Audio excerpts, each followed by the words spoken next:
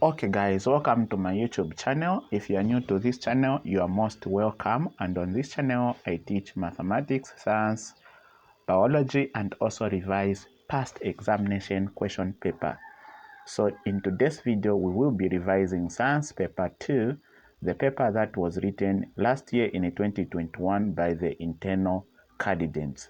So if you are new to this channel and you haven't yet subscribed, consider subscribing so that you don't miss up on my next upload. Alright, so let's go straight into the lesson. So question number A1 reads, the branch of chemistry that deals with substances and processes in living things is known as A. Biochemistry, B. Inorganic chemistry, C. Organic chemistry, D. Physical chemistry. So the answer here is A. The branch of chemistry which deals with substances and processes in living things is known as biochemistry. So let's go to question A2. Question A2 reads, the following graph shows the cooling curve for a substance. Which of the following gives the correct states for a substance at P, Q, and AC? So we have a graph here for a cooling curve of a substance. So what you should know to answer this question is that these slopes here represents the state of a substance. So since we have three slopes here, it means that we should also consider of the three known states of matter at this level, which are solid, liquid, and gas. And since we are dealing with a substance being cooled, then we are beginning from gas to solid. So these, since they represent the state, and the horizontal lines represent change. Here there's change. Then we should understand that P is actually gas, and gas is changing to liquid. So at this point we have liquid on point Q, on part Q I mean, and then from this point to this point the liquid is changing to solid, and on region S we have solid just. All right, so our answer here is actually C. A3 reads, which test could be used to show that a sample of water is pure? It A. freezes at exactly 0 degrees Celsius. Yes, without wasting our time, the answer here is A. Pure water freezes exactly at 0 degrees Celsius. So our answer is A. So when you look at this, B is colorless and tasteless. Yes, even an impure water can be also colorless and tasteless. C is neutral to litmus paper. Even an impure water can actually be neutral to litmus paper. D turns anhydrous copper 2 sulfate from white to blue. Yes, even an impure water has ability to turn anhydrous copper 2 sulfate from white to blue. So the best answer here is A. A4 here reads, oxygen atom and oxide ions A are chemically identical, B are isotopes of oxygen, C have the same number of electrons, D have the same number of protons. So the best answer here is D. So let me explain. So an oxide actually is an oxygen atom that has gained 2 electrons and it has become an ion. And an ion is a charged atom. So since oxygen atom is just a neutral atom and oxide ion now it is charged, so they cannot be chemically identical because one is neutral, the other one is charged. Then B are isotopes of oxygen. Not true, because isotopes are atoms of the same element that have the same atomic number but different mass numbers. So this oxide here is not an atom, it is an ion. So this one also makes it not to be true. Then C, have the same number of electrons, which is not true. This oxygen atom has actually 8 electrons. Then this oxide ion has actually 10 electrons because it gains 2 more. So it's not true. Then D, have the same number of protons, which is true because an oxygen atom, even when it gains 2 more electrons, the number of protons does not change because protons reside in the nucleus of an atom, so they never come out. So that is true. That's why our answer is D. Question A5 reads, which set of properties describes those of an ionic compound? All right, so we have here conductivity in molten state, solubility in water. So what are some of the properties of ionic compound? In terms of conductivity in molten state, they are good conductor. That's true. In terms of solubility in water, they are soluble. So that's true. So our answer is A. So here it is saying, B is saying conductivity in molten state, good, which is true. Solubility in water, they are saying not soluble. This is false. Then here they are saying conductivity in molten state. For C, they are saying poor, which is not true. Here they are also saying poor, which is not true. So let's go to question number A6. The question reads, the relative formula mass of copper 2 sulfate pentahydrate, which is CuCO4.5H2O is. All right, so we need to calculate because we can't now guess here without calculating. So let's write our copper sulfate pentahydrate here. So this is our copper 2 sulfate pentahydrate. So we need to calculate the relative atomic masses for this and add the total. So if you don't know how to calculate the relative atomic mass, I'll actually leave a video here, or you must click on the video here, which will teach you how to calculate the relative atomic masses. All right, so in calculating this, we'll begin first with the relative atomic mass for oxygen, which is 16. So we have 16. And since we have a 5 in front of this water molecule, it means that 16 must be multiplied by 5, which will give us actually 80. All right. Then next we'll deal with hydrogen. So hydrogen, here we have actually, we know that hydrogen actually has 1 relative atomic mass. So times 2, because we have 2 hydrogen here, then times 5, because this 5 also is being shared by this hydrogen atom. And this will give us the answer as 10. Then we'll shift to oxygen here. We know oxygen has 16 as the relative atomic mass. So 16 as the relative atomic mass. And there are 4 atoms of oxygen, so say times 4, which will give us 64. Then here we have also sulfur, which is 32. So since sulfur is alone, it is as good as saying 32. Then we have copper, which has relative atomic mass 64. Then we'll add these relative atomic masses here. So say 80 plus 10 plus 64 plus 32 plus 64, which will give us 250. So our answer here is D.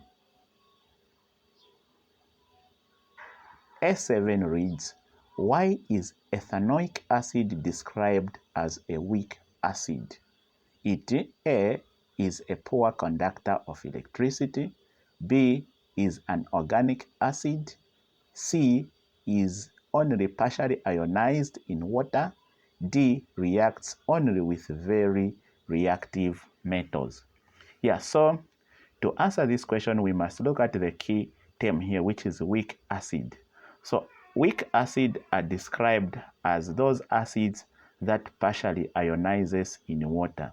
So here our answer is C.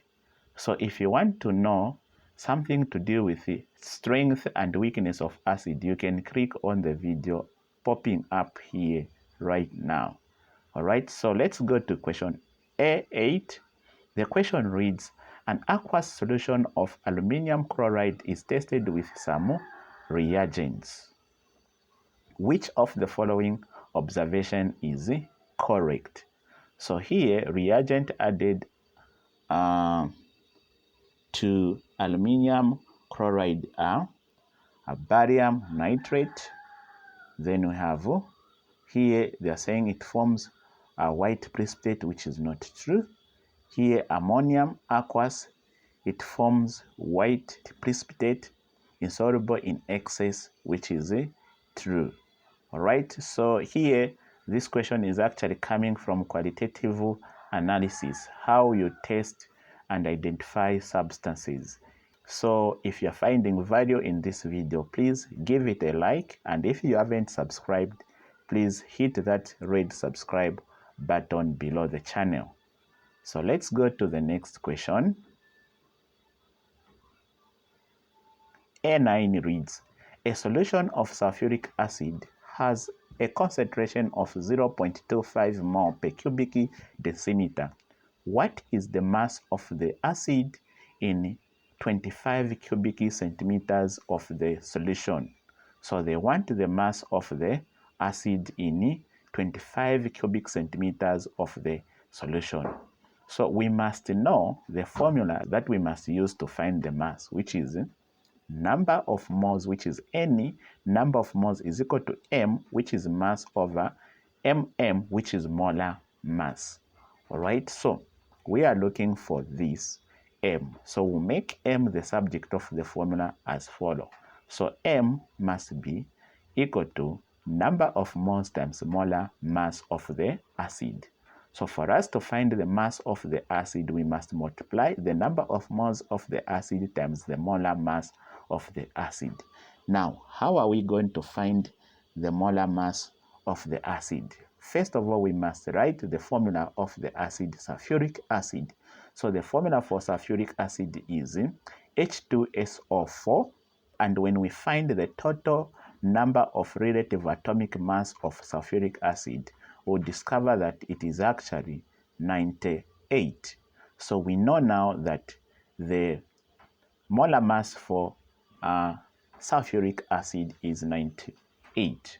So what we are now going to do is also to find the number of moles. Since we are provided with 0.25 mole per cubic decimeter, which is concentration, and we are provided with 25 cubic centimeters, which is volume, we know the formula which connects the concentration and the volume and the number of moles, and once we calculate that number of moles, we'll replace it here.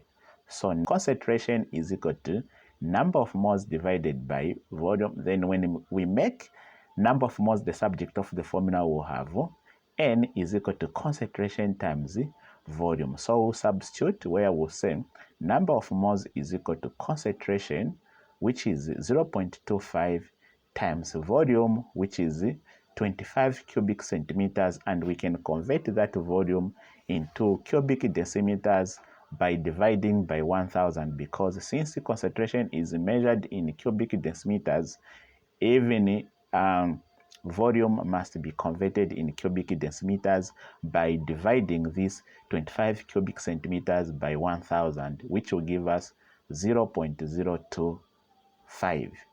So when we multiply, we'll find that the number of moles now is going to be 0.00625 as our number of moles. So now we have the number of moles. Next, now we substitute number of moles, we replace here, molar mass we replace here. So we have mass is equal to number of moles, which is 0.00625 times the molar mass, which is 98. When we multiply the two, we are going to find that our answer is going to be 0.6125 grams, which is A. So let's go to the other question. A10 reads, the following graph was obtained in a reaction between dilute hydrochloric acid and magnesium ribbon. What was the average rate of production of hydrogen? So this is a graph showing a reaction between dilute hydrochloric acid and the magnesium, and we are seeing the production of something here. It could be hydrogen gas, yeah. So here volume of hydrogen gas, here time, and the graph goes like that. Then the question, what was the average rate of production of hydrogen gas? So the average must be taken by the total volume produced divided by the total time taken. So in this case, we are going to just consider here when the actually where we are able to determine, or equally even here, let's see if we can do it from here. What is the volume here? So the volume here must be, if this is 60, 65, 60, 61, 62, 63, 64, 65, 66, 67, 68 divided by, if this is 30, 35, so we can say 68 divided by 35, which is 1.2. I mean 1.9 here. So 1.9, which is very close to which value here? 2. All right, so what I did, I also got this 60 as the average volume divided by 30. So I just said 60 divided by 30, which I got 2. All right, so our answer then here becomes C. So let's go to the next question. 11 reads, element T forms an amphoteric oxide of the formula T2O3. In which group of the periodic table is T likely to be found? So for us to be able to answer this question, we must realize that in order for us to have a formula like this, we must know that these were swapped, were actually valences. So 3 came from T and 2 came from oxygen. So if we reverse them like that, you will realize that the valence actually determines the group in which an element belongs. For metals, actually, the valences are less than 5. And these are the number of electrons in the last shell, and also the number of electrons in the last shell for these metals. They actually determine the group in which the metal belongs. So since we have 3 here, which is the valence, it also means that this element is in group 3. So our answer is C. A12 reads, which of the following is the distinctive property of a transition element? So a distinctive property is a property which is a characteristic of only a transition element. So if they are saying which of the following is the distinctive property of a transition element, then they are saying it A, forms colored compounds. Yeah, transition elements form colored compounds, but we should also know that they form colored compounds with other compounds, I think. So not very distinctive. Then B has a high melting point. So we have also other substances that have high melting point, like when carbon bonds like to form diamond. Diamond has actually high boiling point. So C, it has a variable valence. Yeah, only transition elements have variable valences. So our answer must be C.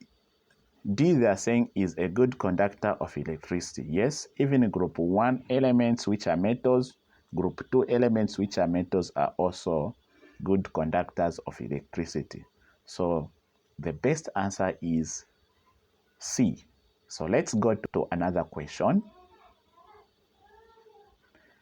A13 reads, the following table shows the proton numbers of 4 elements represented by the letters V, W, Y, and Z.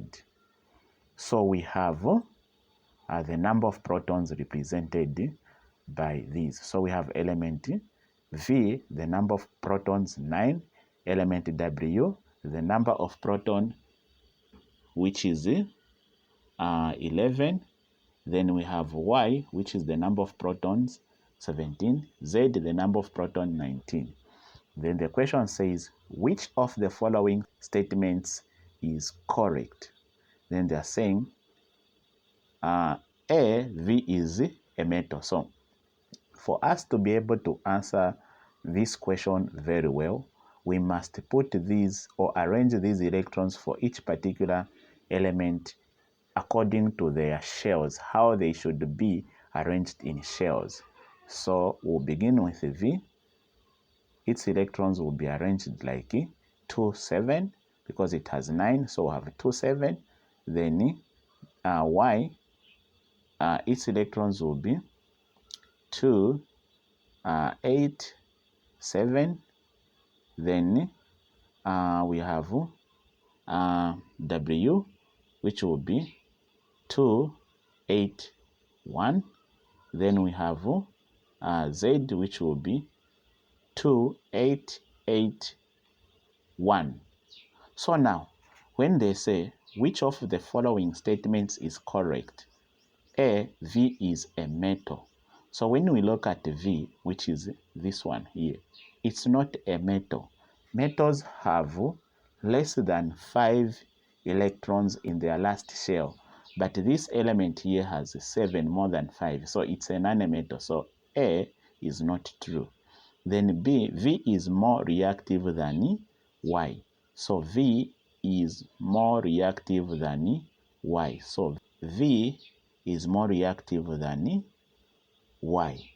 Yeah, so when we look at V and Y, they both have 7 electrons in their last shell, which means they belong to group 7. So since they belong to group 7, we can compare their reactivity. And this appears to be on top in the group, and this appears to be down in the group. So in groups of nanometals, the elements on top of the group are more reactive than elements at the bottom. So yes, V is more reactive than Y. So the answer is B. So 14 reads, aluminium is used in the manufacture of aeroplanes. Which property of aluminium makes it possible for this use? A, covered with an unreactive layer of aluminium carbonate. No, aluminium is never covered with an unreactive layer of aluminium carbonate. It's actually aluminium oxide. Then B, good conductor of electricity. Not really. Good conductor of electricity makes aluminium to be used for electrical cables. Then low density, which is true because aluminium has got a low density, so it actually makes it suitable to be used in the manufacture of aeroplanes, because aeroplanes have to be light for them to be lifted up in the air. Then D, poor conductor of heat. That's not true. Aluminium, since it's a metal, it's also a good conductor of heat. So our answer is C. Let's move to the next question. A15 reads, gas X has the following properties. 1, colorless. 2, turns red litmus paper blue. 3. No effect on lime water. 4. Soluble in water. What is gas? A. So is it A, ammonia, B, carbon dioxide, C, hydrogen, D, oxygen? So hydrogen and oxygen are neutral to litmus paper. However, they are colorless. So since they are neutral to litmus paper, this makes them not to be our possible answers. Then we remain with ammonia and carbon dioxide. So you know that carbon dioxide has effect on lime water. When carbon dioxide is dissolved in lime water, it forms a white precipitate. All right. So, or we also say that carbon dioxide, when it dissolved in lime water, turns lime water milky. So here we just remain with ammonia as our true answer. Because ammonia, yeah, it is a basic gas, because when you dissolve it in aqueous, it actually turns red litmus paper blue, and it is actually soluble in water. So our answer is A. Then A16 reads, which of the following will react with the ammonium chloride to produce ammonia gas? So which of the following will react with the ammonium chloride to produce ammonia gas? So actually here our answer must be B, because we know ammonium chloride reacts actually with the bases to form water, ammonia, and a salt. All right. So in this case, our answer must be B. And if you want to know about this, you must study on properties of bases. So since this one is a base, equally this one is a base, I think calcium oxide. However, this one, when you react this calcium hydroxide plus ammonium chloride, you get calcium chloride plus ammonia gas plus water. You can actually balance your equation by putting a 2 here and a 2 there. So our answer is B. Then 17 reads, which equation represents incomplete combustion of ethane? So we know ethane is an organic compound, and most organic compounds, they undergo combustion to produce carbon dioxide and water and energy in excess oxygen. But if they are combusted in less oxygen or in insufficient oxygen, the combustion they undergo is incomplete, and actually they produce less energy, carbon monoxide, and water.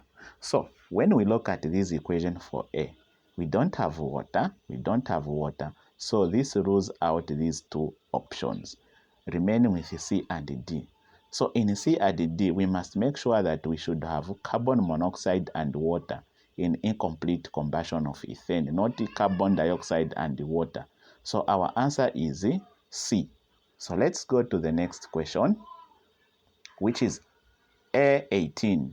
So A18 reads, the following diagram shows the structure of butene, and an alkene which is manufactured by cracking large hydrocarbons. So this is butene, which is manufactured by cracking large hydrocarbons. Which hydrocarbon can be cracked to make butene? So we have decane, ethane, methane, propane. So when you look at this butene here, it has 4 carbon atoms, 1, 2, 3, 4. So cracking is the breaking down of large hydrocarbons, which have a lot of carbon atoms in them joined with hydrogen atoms. Now, so for you to be able to produce this, it must be produced from a large one, not from a small one. When you look at this one, it has 3 carbon atoms. This one has 1, this one has 3. So this one cannot be cracked from an element or a hydrocarbon with less than 4 carbon atoms. So the correct answer is A, decane, which has more carbon atoms. So 19 reads, which polymer contains only 3 different elements? So only 3 different elements. Is it protein? No. Polyethylene? No.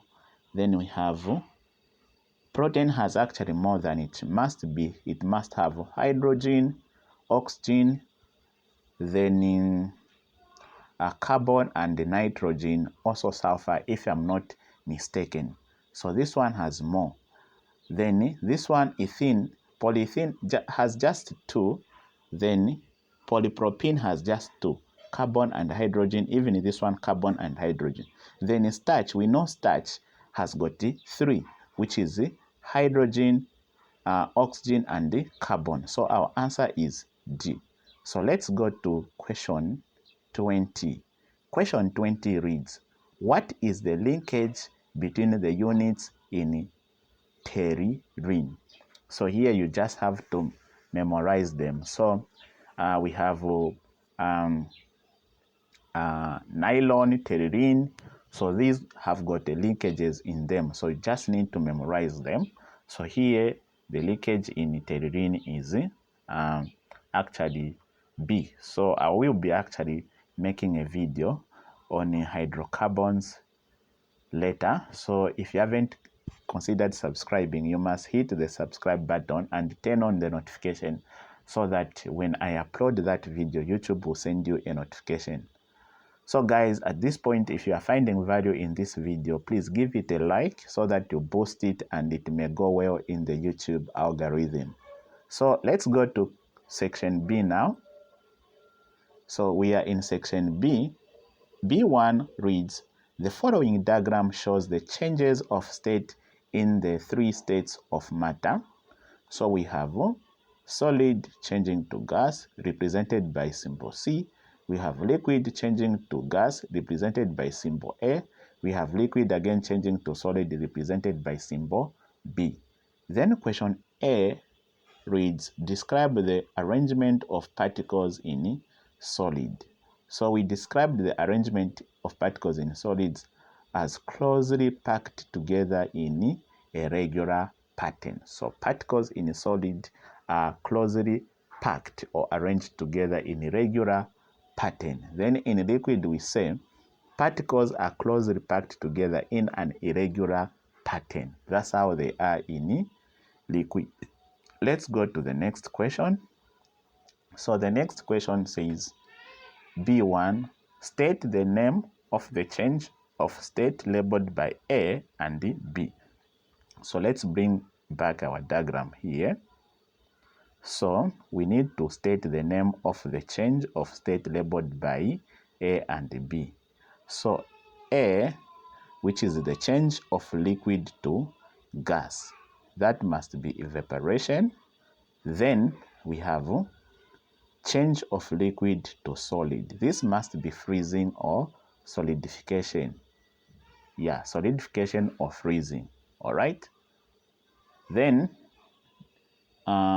before we put our answer, let's find out which change of state, A or B, is an exothermic process. Explain your answer. So our answer is actually B here. So an exothermic process is a process which involves a substance giving out heat to the surrounding. So we said because heat is lost during freezing process. So when you are freezing something, it means that you take away heat from that substance. So that substance loses heat to the environment. And that process of losing heat is what we call exothermic. All right, let's go to the next question. So B2 reads, the following is a list of methods used to separate mixtures: filtration, chromatography, crystallization, distillation, fractional distillation, evaporation. Choose from the list above the suitable method that would be used to A, obtain pure water from sodium chloride solution. So how can we obtain pure water from sodium chloride solution? We can actually use distillation. All right. So where you can heat the mixture of sodium chloride and water, and then the vapor, which is water, comes out, you condense it in a Liebeck condenser. So you'll be able to collect water and then remain with the sodium chloride in the container. Then B, separate a mixture of ethanol and water. So here the answer is fractional distillation. So fractional distillation is the method that we use to separate a mixture of two or more miscible liquids that have different boiling points. So when you look at water and the ethanol, these are liquids that are miscible, that can be mixed. When you mix alcohol and water, you will not be able to see the difference or the distinction to identify, to say water ends here and then the ethanol ends here. You can't be able to do that because these they mix uniformly.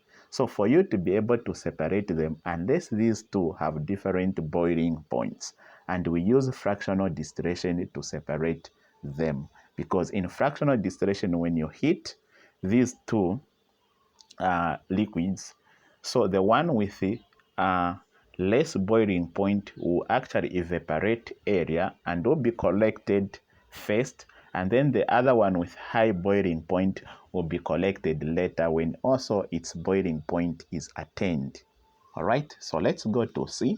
C says obtain copper 2 sulfate crystals from saturated copper 2 sulfate solution. So this we use crystallization. So if you have a saturated solution of copper 2 sulfate and then you want crystals, which are actually solids of copper 2 sulfate, you actually need to evaporate that solution to saturation point. Then you allow that solution now to start cooling naturally. So that is what we call crystallization, because as you allow to cool naturally, as you leave some water, we call water of crystallization. That process now we call it crystallization because we want crystals to be formed. Then D says obtain barium sulfate from a mixture of barium sulfate and the sodium nitrate. So here the answer must be filtration.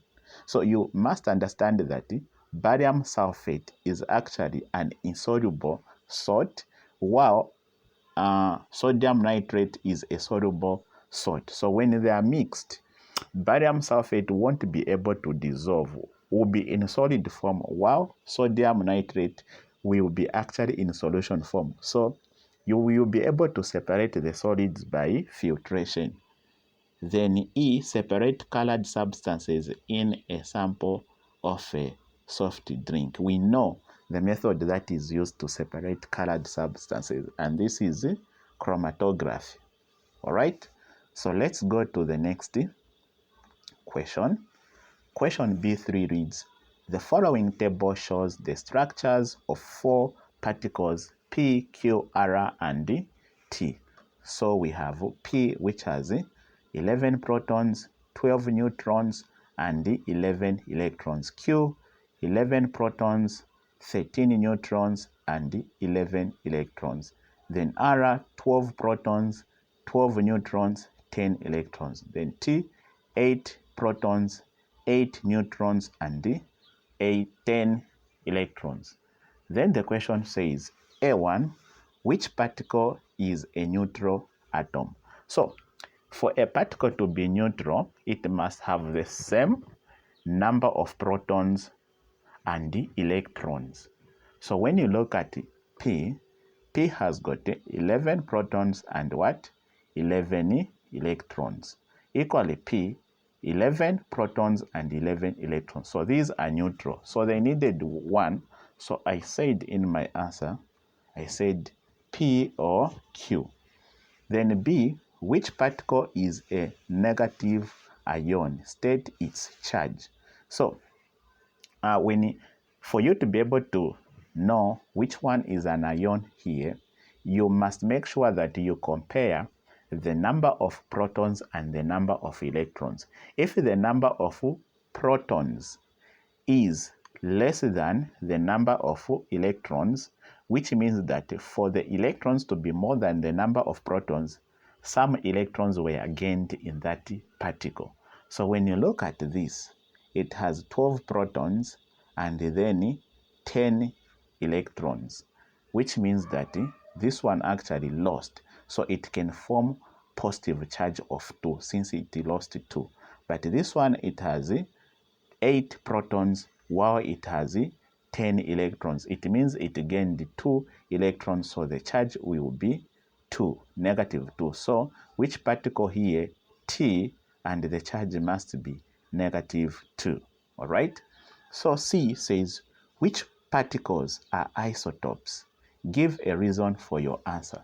So remember I said isotopes are atoms of the same element that have the same atomic number or number of protons but have different mass numbers or number of neutrons. So in this case, P have got the same number of protons but different number of neutrons. So these are isotopes. So we can say P and Q. And the reason is that we said they have the same proton number but different neutron number. So let's go to the next question. So the next question says, use the periodic table to identify particle R. So particle R, when you check particle R, this one here, particle R, which has 12 protons. Actually, it's magnesium. So when you go on the periodic table, you find that particle R is magnesium. Then let's go to B4. B4 says ethyl ethanoate, which is that in the brackets, can be prepared from ethanol and ethanoic acid. Write the chemical equation for the reaction. So we should know the formula for ethanoic acid and ethanol. So ethanoic acid is written as this, CH3COO4. It's an acid, so it has the functional group as this COOH, and it must have 2 carbon atoms in it. Then ethanol must have also 2 carbon atoms in it, because eth means 2 carbon, and it must have the OH, the hydroxyl group or the functional group. So we must C2H5OH. So when these two react, they must form this one, ethyl ethanoate and water. So they'll give us ethyl ethanoate, which is this one, and water. So I just wanted to explain this to you so that you understand, because it is actually hard how you can combine this to arrive at this. But I do feel that if I explain to you this thing in terms of a structural way of their compounds, how they bond these, you understand it to form this and this. So let me just extend this a little bit further. So let's write this in terms of structural formula, which means we have 1 carbon. The first carbon must be surrounded by 3. We have 2 carbon, we must first write them like that. Then this one surrounded by 3 hydrogen. Then this one must be surrounded by actually a double bond here, which will contain the oxygen, 1 oxygen here. Then we must have now a single bond here, which must have OH. So OH. So then plus this one, we must also write 2 carbon like that. So the OH, usually we write it this side when writing the structure of alcohol. But since they are reacting, we are going to orient hydrogen, the ethanol, such that the hydroxyl group must face this side, because the hydroxyl group and the carboxyl group, these are the site of reaction for these compounds. So we'll surround it with hydrogen. So here we'll have hydrogen, here we'll have the hydroxyl group, hydrogen, then we'll put other hydrogen here. So the way these react, they make sure that this contributes the hydroxyl group, this contributes the hydrogen, like that. So this will contribute hydrogen, this will contribute, so this will bond to form water, and these will join. This will join here like this. So form, so this will come out. You have seen it has lost this, so it will come out. Then this one also has lost, it will move also and join there to form this compound, which is ethyl ethanoate. So when you look at this, you have CH3, which is a CH3. Then you have CO2, which is a COO2. So C with these two, CO2. Then you have C2, this 1, 2. Then H5, 1, 2, 3, 4, 5. So you begin with this part came from the acid, which is this part. Then this part which comes from the ethanol must be on this part, and must be this part and this part. Then plus water. These now they join to form water. So that one will come and that one will come. When they come there, they will join and actually form water. So this is how this reaction happen and can be understood. So I hope you are getting value in this video. Give it a like and also let me know what you think about this in the comment section. So now let's go to the next question. So the next question says, they said write the equation for the reaction. So we have written. Then they're saying B, calculate the theoretical yield of ethyl ethanoate, which can be obtained from 23 grams of ethanol. So before you can actually go to calculate, you must understand from where this topic is coming from. It is coming from actually stoichiometry, which actually I already started looking at. So stoichiometry, concentration, limiting and excess reagent percentage yield. So these videos I'll cover them actually on this channel, but I already started looking at how to calculate amount of substances formed. Like here they're saying calculate theoretical yield, which is the amount of substance that is produced in a chemical reaction. So if you want to watch that video, if you haven't watched it, it is popping right here and you must click on it so that you go watch and understand what I'm going to do here. All right. So in order to answer this question, first of all, we must make sure that this equation is balanced. So they are saying calculate the theoretical yield of ethyl ethanoate. So how much ethyl ethanoate will be produced from 23 grams of ethanol. So if 23 grams of ethanol here reacts with this, how much of this will be produced? So now, for you to be able to know the mass, you must first of all know the formula which relates the mass or the amount, because the amount we are going to deal with here, it should be in masses.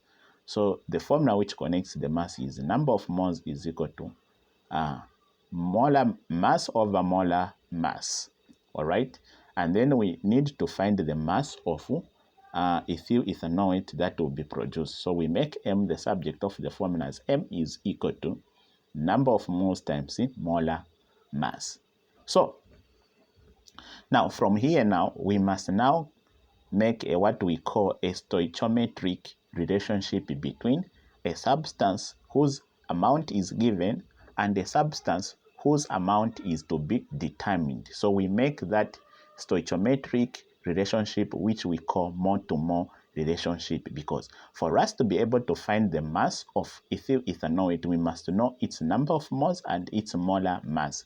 Finding the molar mass is easy. It's a no-brainer work here. But finding the number of moles is a bit tricky, and this is what now we are going to do to create a stoichiometric relationship that will allow us to find the number of moles of ethyl ethanoate to multiply with the molar mass of ethyl ethanoate. So the mole to mole relationship goes like this. So here N stands for number of moles of ethanol divided by 1. Since this equation is balanced, so I forgot something. So before doing this, you must make sure that this equation is balanced. And I already inspected it. This equation is balanced. So you say number of moles of ethanol, which is this one, divided by 1. 1 because we do not have a number here in front. So it means this ethanol here is just alone since there is no number in front. So it's just 1. So we write 1 here.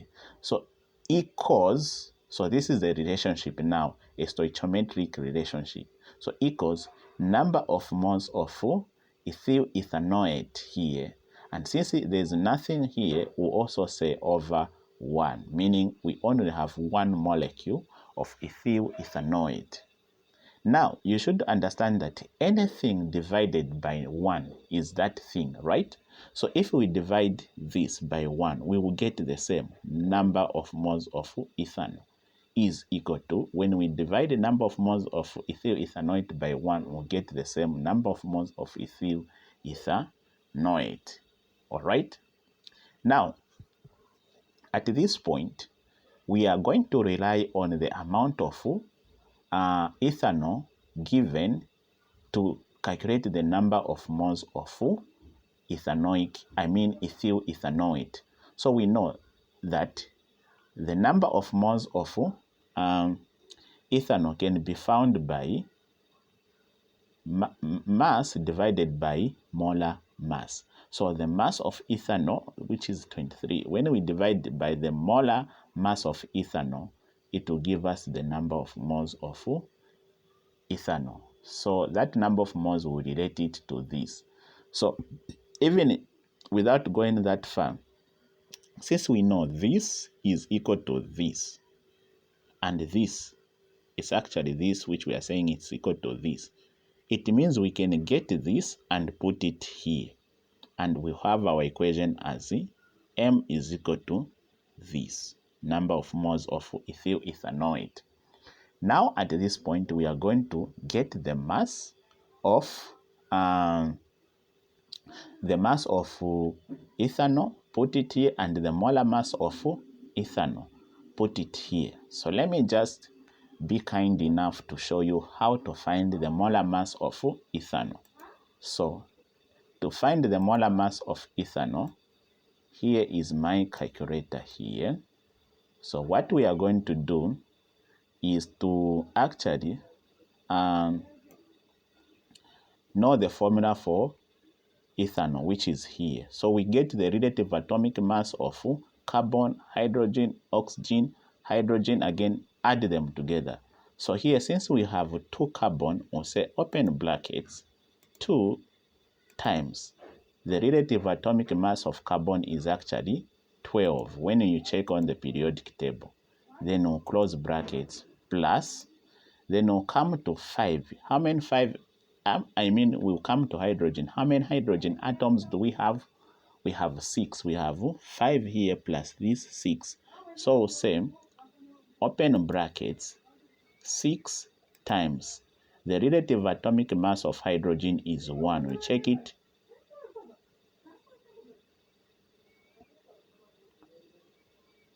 You check it on the periodic table. So put that plus, then the relative atomic mass for hydrogen, which is 16. So say plus 16. Then we will say equals, which will mean 46. So molar mass is 46. Then the mass here is 23. So we'll say 23 divided by 46. We'll get that. So that's what we are going to see here. So we'll have 23 divided by 46, actually, not 44. There was an error here. This is 46. I've shown you how to find that. So equals to that. Then you divide that by 46, which will give you 0.5 as the number moles of ethyl ethanoate. So here we are saying 0.5 moles is equal to number of moles of ethyl ethanoate, which means that we have found the number of moles of ethyl ethanoate to be 0.5 moles. Now at this point we'll get this number of moles and push it where? Here, times the molar mass of ethyl ethanoate. So we'll say equals number of moles, which is 0.5 times 88 as the molar mass of ethyl ethanoate. Maybe let me show you also how to find this one.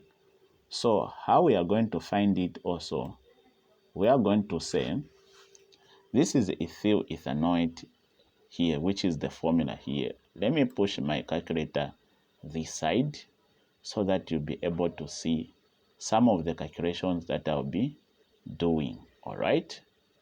So what I'll do here, ethyl ethanoate is here. So we have how many carbons? 1, 2, plus 2 here, 4. So I'll say open brackets, 4 times 12, close brackets, plus for hydrogen we have 3 hydrogen here, plus 5 here, 8. So I'll say open brackets, 8 times the relative atomic mass for hydrogen is 1. Then I'll close brackets, plus, then for oxygen I have 2 oxygen here, plus 1 oxygen here, 3. So I'll say open brackets, 3 times 16, close brackets. When I say equals, I'll actually get 108. All right. So let me just check properly. Where did I make a mistake in my calculations? Because I got 88, of which here I've gotten 104. So 1, 2, 3, 4, then 5 plus 3, 8, then 2. No, it's just 2. Hydrogen is just 2. So I've just made an error there. So it is supposed to be, let me start afresh.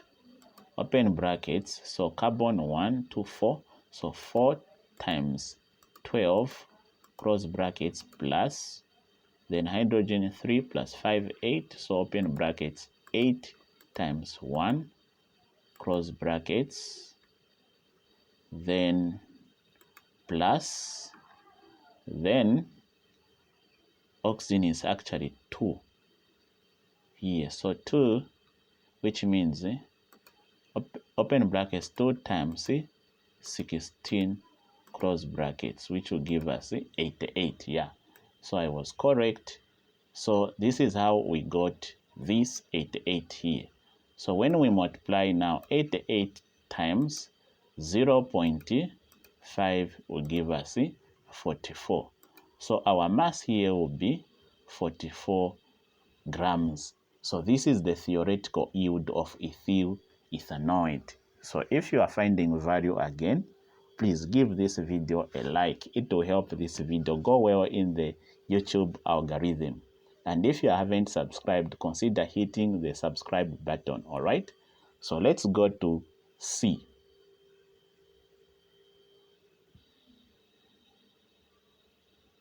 C reads, if 33 grams of ethyl ethanoate is produced, calculate the percentage yield. All right, so percentage yield is actually the ratio of actual yield divided by theoretical yield. So this is the formula. Percentage yield is equal to actual yield divided by theoretical yield times 100%. So if 33 grams of ethyl ethanoate is produced, calculate the percentage yield. So they are saying it is produced, so they produced this in the actual reaction. So we'll get the theoretical, what we calculated previously.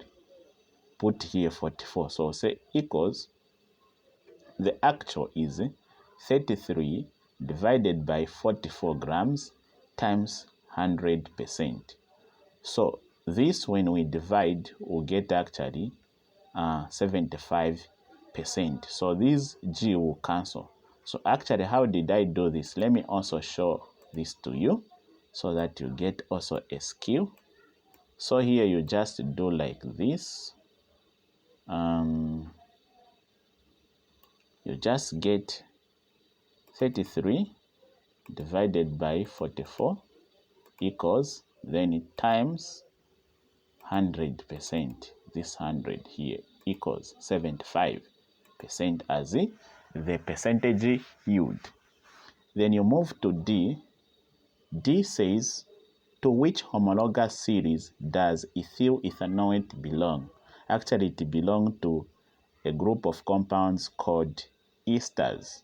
All right. So let's go to our next question, which is B5. B5 reads, the pH scale is used to indicate how acidic or alkaline a solution is.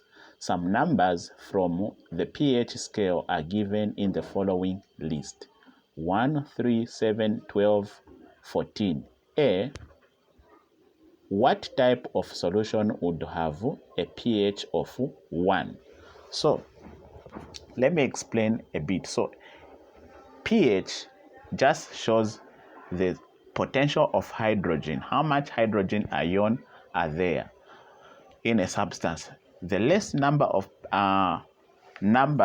pH value is, the more acidic it is, and the higher the pH value is, the less acidic and the more basic or alkaline the solution is. But number 7 is actually stands for a neutral pH, which is for a neutral substance. So from 1 up to 6, these are numbers for acids. Then from 8 up to 14, these numbers, they indicate the basicity or alkalinity of the solutions. So now, if a solution has got a pH of 1, that means it's an acid and it's a strong acid. So B says, which pH value from the above list would be for lime water? So lime water is actually a base. So this could be calcium hydroxide. So it's a strong base, so it can have between 12 and 14. So in this case, we can say it is 14.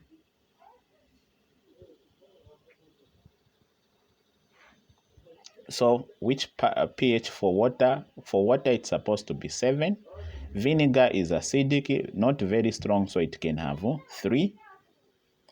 Then C, what would be the color of a solution with pH value of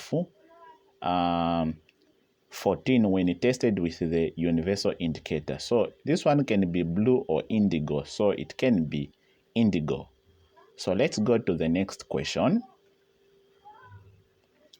B6 reads, some reactions of metals V, W, X, and Y are given in the following table. So we have metal, reaction with water, reaction with dilute hydrochloric acid. So we have V. How does it react? They're saying reaction with water, a few bubbles form slowly in cold water. Then reaction with dilute hydrochloric acid, vigorous reaction, gas given off. Then W, reaction with cold water or with water.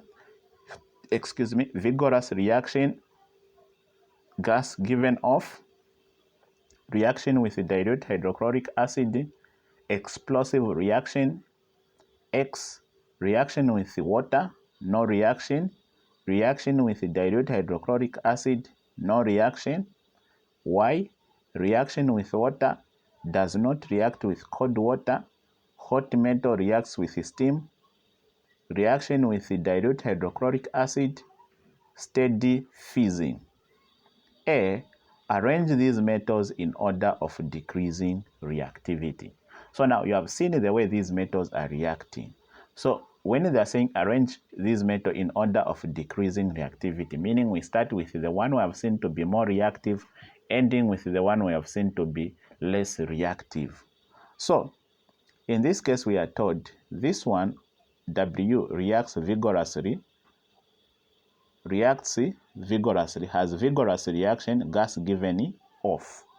So meaning it's more reaction. With the dilute hydrochloric acid, actually explosive reaction. So you can say W is more reactive.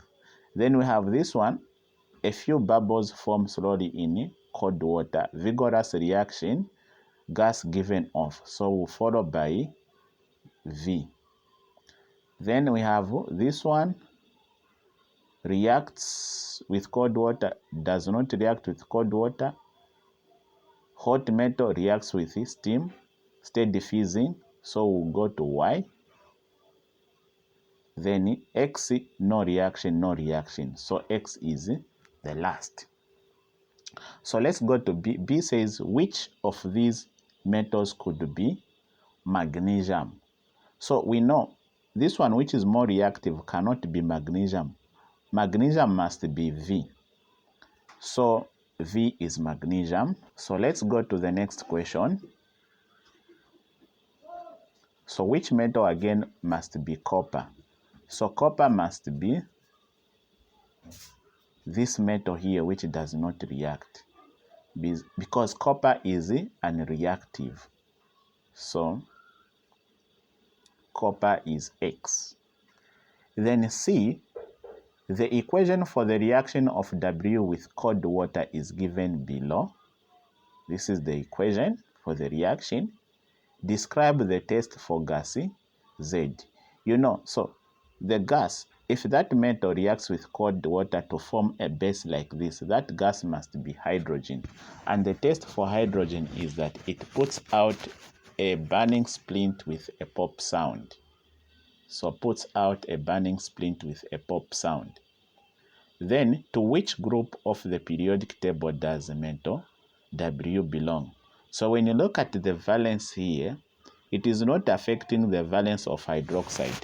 So this metal means that it has a valence of 1. So it belongs to group 1. So let's go to the next question. Question B7 reads, the following diagrams show two forms of carbon, P and Q.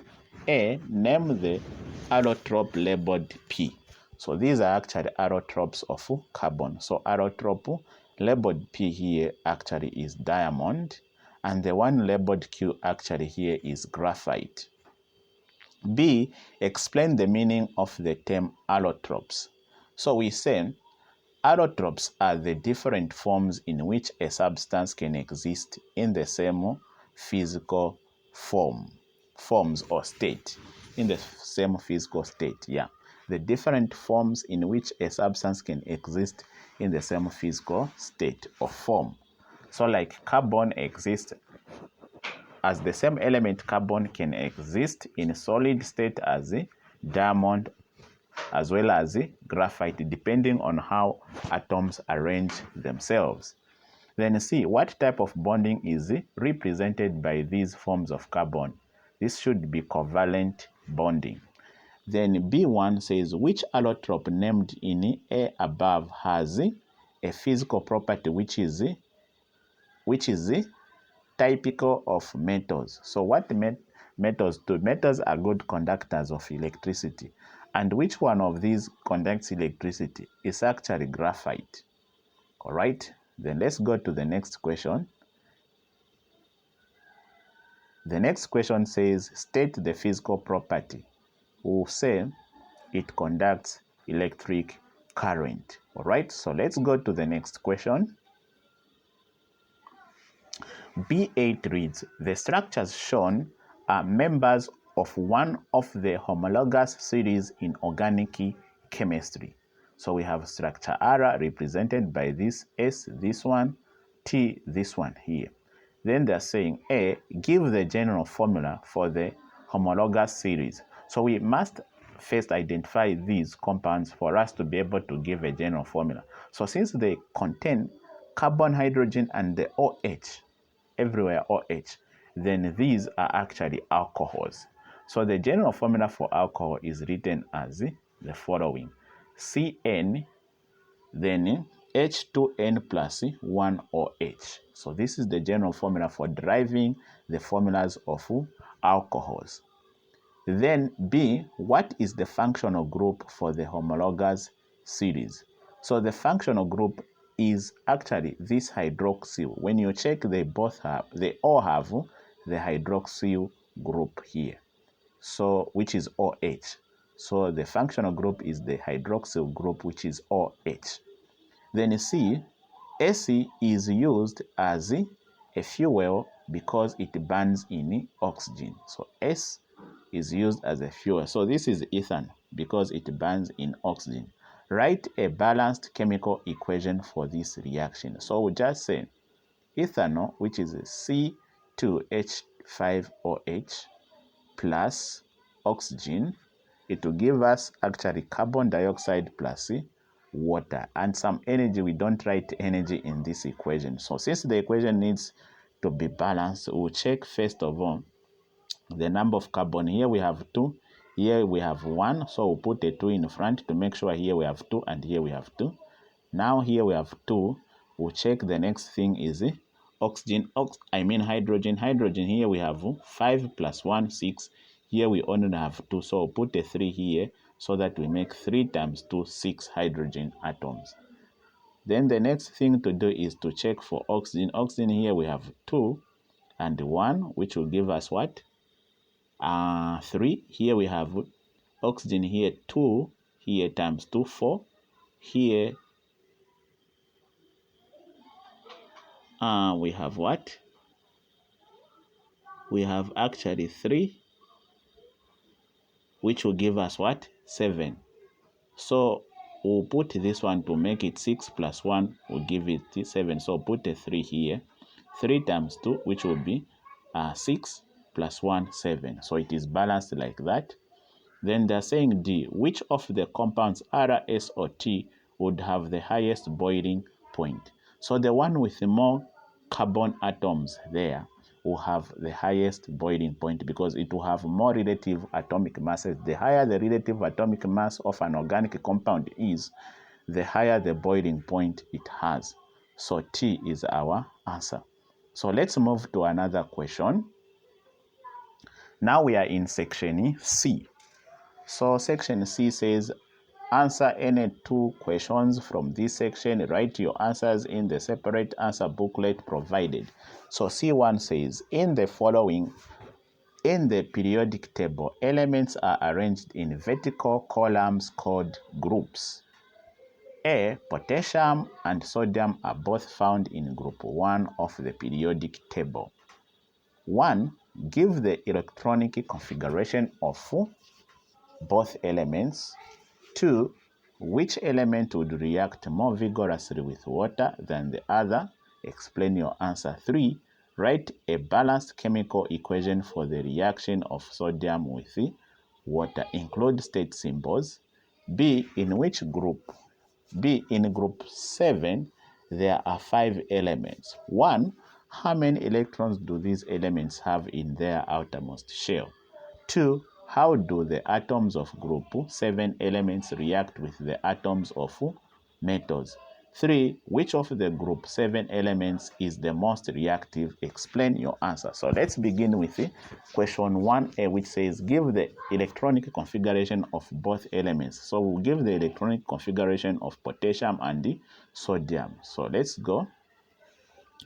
So C3A1, so potassium, which is 1939. So these electrons here can be arranged as the first shell 2, second 8, third 8, and the last 1. Then sodium, which is 1123, can be arranged the first shell 2, the second 8, the last 1. Then let's go to 2. Which element would react more vigorously with water than the other? Explain your answer. So, of course, it is potassium. So, our answer is potassium. So, the reason is that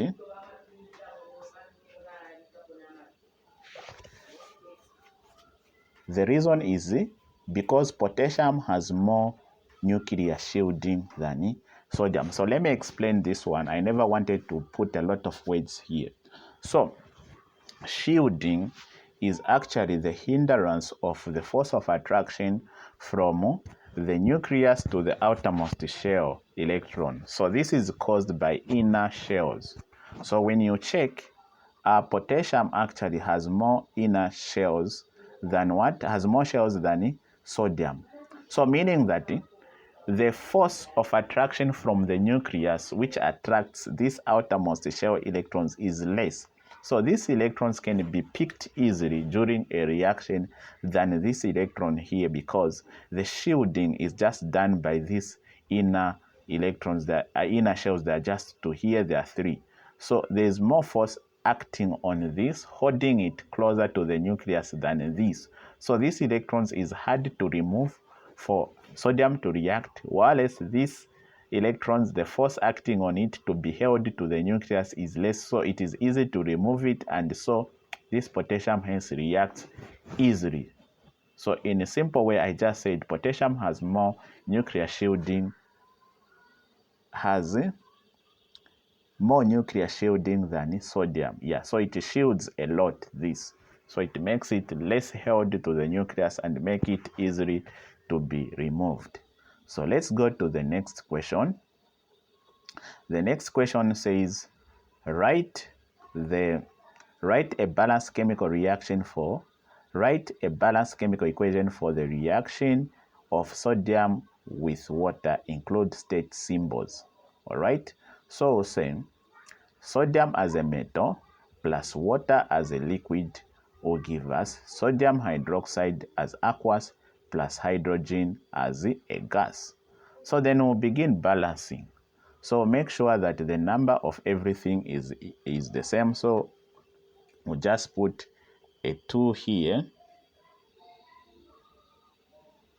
and then a 2 here, and then a 2 here. It's balanced. So let's go to the next question.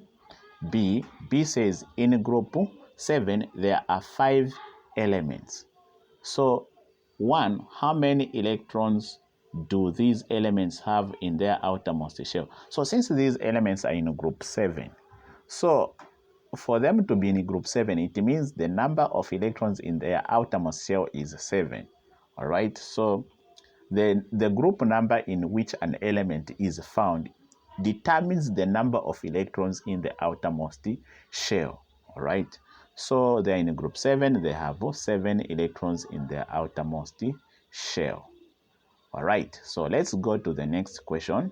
2 says, how do the atoms of group 7 elements react with the atoms of metals? So we said by gaining 1 electrons from metallic atoms. So they gain 1 electrons from metallic atoms. Then let's go to 3. Which of the group 7 elements is the most reactive? Explain your answer. Actually, it's fluorine. So it's fluorine. And the answer is that this is because fluorine has less nuclear shielding, which results into more nuclear force for attraction of electrons. So it is vice versa again. So you know, for non-metallic atom to react, they must gain electrons. All right. So for them to be able to gain electrons, there must be enough force to attract that electrons. So when you compare, this fluorine is actually on the top of the group. It means that it has only 2 shells, but when you go down the period or the group, you find that the next element, which will be chlorine, it will have 3 shells. So meaning the force from the nucleus to attract an electron outside will be less, because there are these actually 2 layers of electrons shielding or reducing that power than for fluorine, which has just 2 layers or shells, which means it has more nuclear attraction. So let's go to the next question. C2 reads, carbon dioxide can be prepared in the laboratory by adding dilute hydrochloric acid to calcium carbonate as shown in the following diagram. So in this diagram we have dilute hydrochloric acid added to calcium carbonate, then we have concentrated sulfuric acid, then we have a gas carbon dioxide collected here. Then they are saying name the 2 substances that would be produced in the reaction besides carbon dioxide. Then B, write a balanced chemical equation for the reaction. Then C, 1, name the method of collecting carbon dioxide shown in the diagram. Then let's move to the next one. C1, we have read this one. Then 2 says, give the property of carbon dioxide that makes it possible to be collected by the method named in C1. Then D, what is the purpose of the concentrated sulfuric acid in the experiment? Then E, explain why carbon dioxide cannot be prepared using dilute sulfuric acid with calcium carbonate. Then F, give 2 industrial uses of carbon dioxide. All right, let's begin answering our question. So let's begin with question 1, which says, name the 2 substances that would be produced in the reaction besides carbon dioxide. So when you react calcium carbonate and dilute hydrochloric acid, you form water, carbon dioxide, and calcium chloride.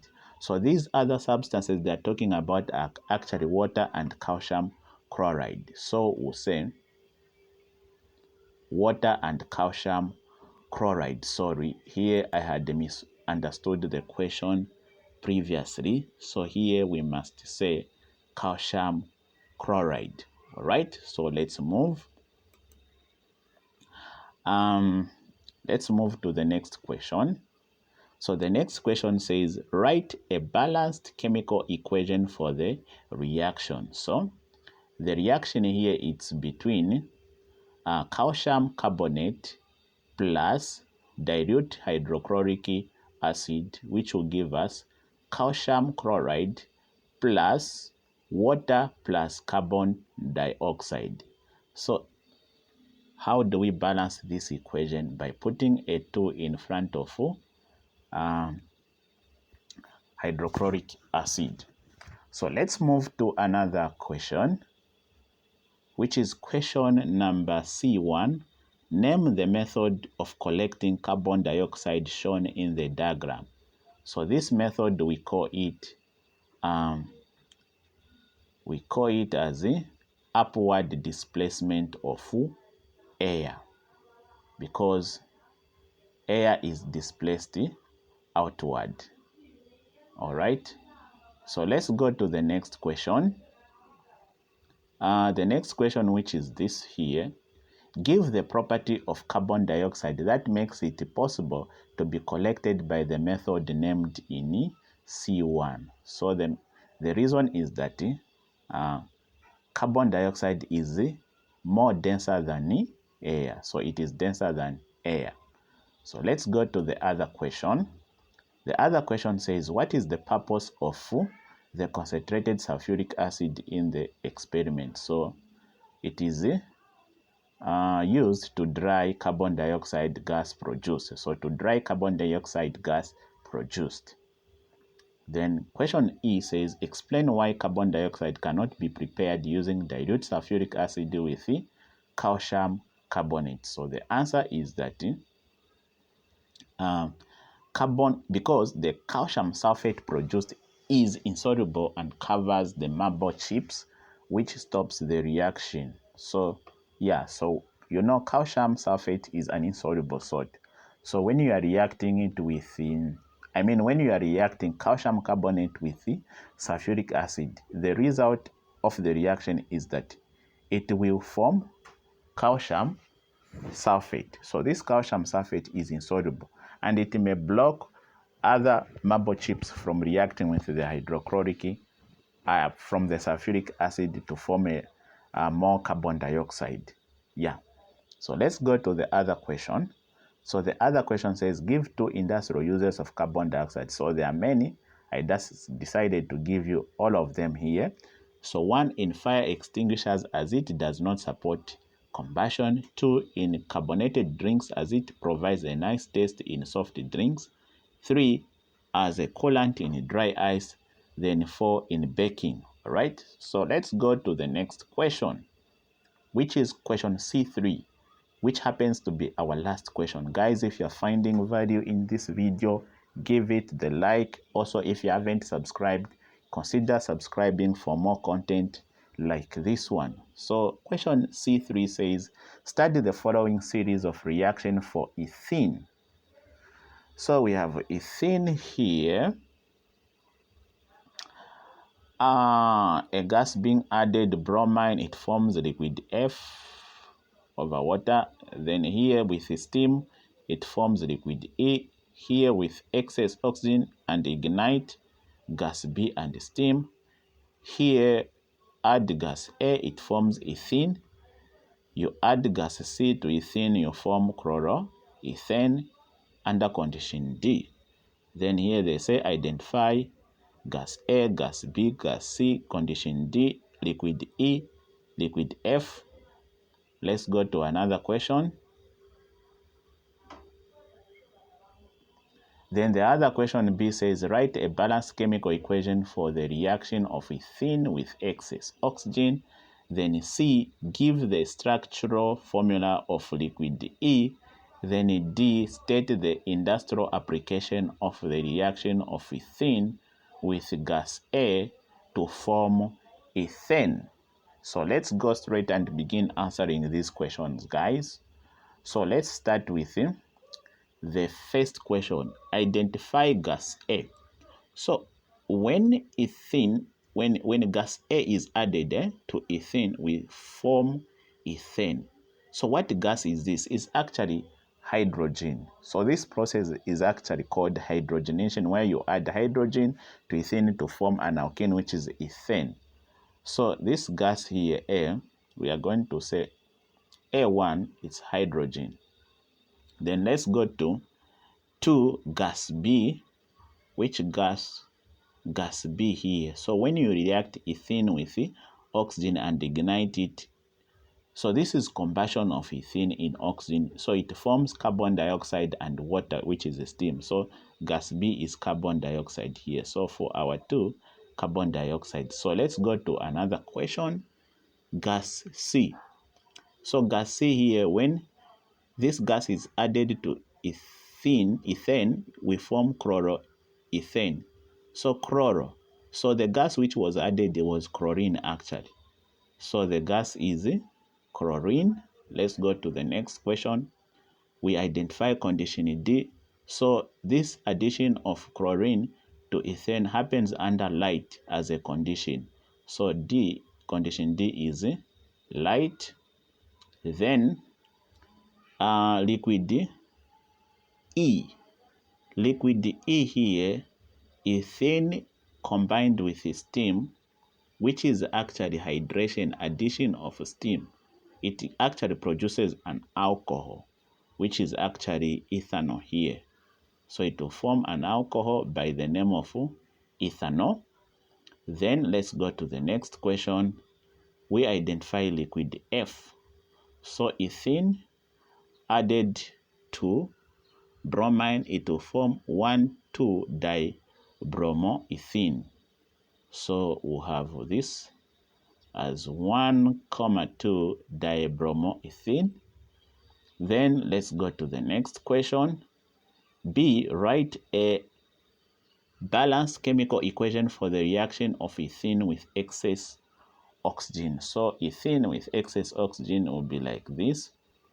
Ethene, which is C2H4 plus oxygen, it will give us actually carbon dioxide plus water. So balancing it, we'll just put a 2 here, and also we'll put a 2 here and a 3 there, balanced. Then we'll go to C, which says give the structural formula of liquid E, which liquid is this? Ethanol. So ethanol, the structural formula is this one.